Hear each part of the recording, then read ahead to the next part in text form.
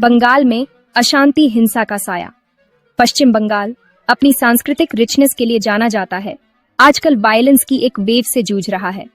इस अनरेस्ट का केंद्र मुर्शिदाबाद है, जहां वक्फ संशोधन अधिनियम 2025 के खिलाफ प्रोटेस्ट्स ने वायलेंट रूप ले लिया है, जिसके पीछे टीएमसी और बाकी ऑपोजिशन पार्टीज का भी हाथ है, ऐसा पश्चिम बंगाल बीजेपी का आरोप है। शांतिपूर्ण प्रोटेस्ट ने एक सिनिस्टर मोड़ ले लिया जब मॉब्स ने रैम्पेज शुरू कर दी। उनका गुस्सा वक्फ कानून से भड़का हुआ था। इसमें पिता और पुत्र को मौत के घाट उतार दिया गया और बहुत सारे हिंदू लोगों के दुकानों और घरों में आग लगा दिया गया, चीजों के साथ तोड़ फोड़ किया गया और हिंदू लोगों के दुकानों को लूट लिया गया।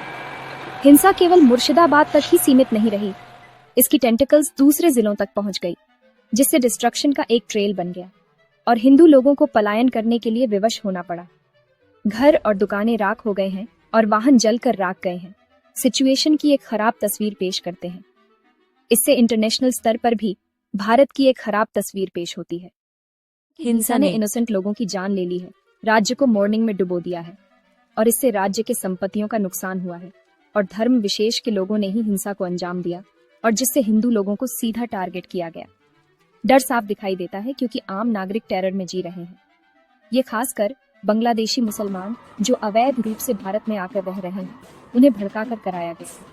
राज्य का सोशल फैब्रिक हिंसा से टूट गया है, पीस और हार्मनी के भविष्य के बारे में कंसर्न्स पैदा कर रहा है। वक्फ अधिनियम और राजनीतिक फॉल्ट लाइंस। इस अनरेस्ट के केंद्र में वक्फ संशोधन अधिनियम 2025 है, जिसे केंद्र सरकार ने पारित किया है। इसे जानबूझकर गलत बताया जा रहा कुछ ऑपोजिशन पार्टीज द्वारा और लोगों को भड़काया जा रहा है, जिससे पूरे देश में हिंसा फैले। पश्चिम बंगाल में कई लोगों को यह बताया जा रहा है कि खासकर मुस्लिम समुदाय के लोगों ने इस कानून को अपनी रिलीजियस फ्रीडम पर इंफ्रिंजमेंट के रूप में देखना चाहिए, जिससे कि आम लोगों को भड़काकर राजनीतिक फायदा लिया जा सके। यह अधिनियम को प्रोटेस्ट के लिए एक रैलिंग पॉइंट बनाया जा रहा है, जिससे कि मुस्लिम तुष्टिकरण करके अपनी राजनीति चमकाई जा सके ऑपोजिशन द्वारा। आग में घी डालने का काम पश्चिम बंगाल का कॉम्प्लेक्स पॉलिटिकल लैंडस्केप कर रहा है, जिसके टीएमसी ने मुस्लिमों को संसद से पास वक्फ कानून को स्टेट में लागू न करने की बात की जा रही, जिससे कि वोट बैंक पॉलिटिक्स को साफे रखा जाए और सेंट्रल गवर्नमेंट को राष्ट्रपति शासन लगाने को मजबूर किया जाए।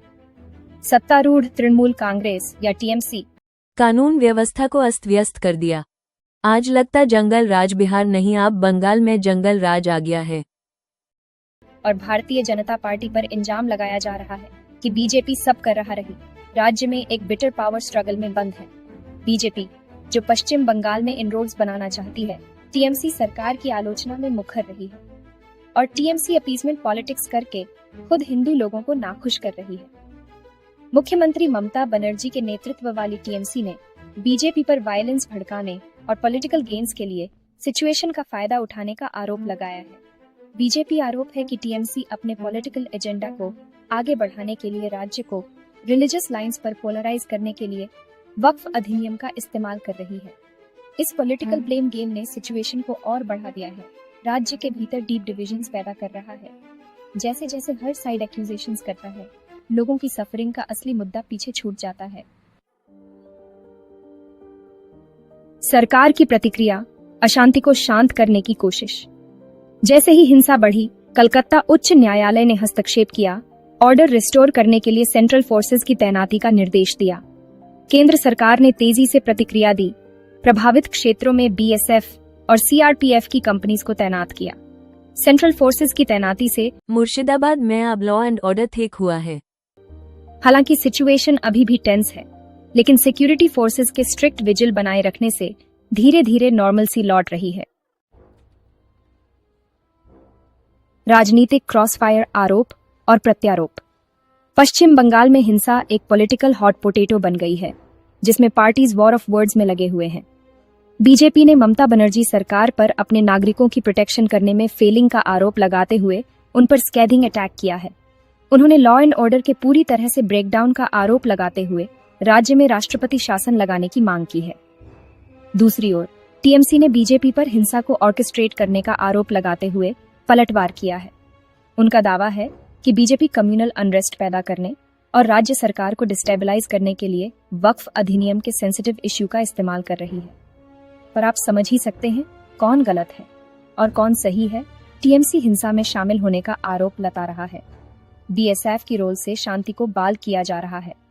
इस बीच कांग्रेस ने टीएमसी और बीजेपी दोनों की आलोचना करते हुए उन पर एक सेंसिटिव इश्यू पर पॉलिटिक्स खेलने का आरोप लगाया है। उन्होंने हिंसा की थॉरो इन्वेस्टिगेशन की मांग की है और सरकार से परपेट्रेटर्स के खिलाफ स्ट्रिंजेंट एक्शन लेने का आग्रह किया है। जैसे जैसे पॉलिटिकल ब्लेम गेम जारी है, हिंसा के विक्टिम्स अपने शैटर्ड लाइव्स के पीसेस उठाने के लिए छोड़ दिए गए हैं।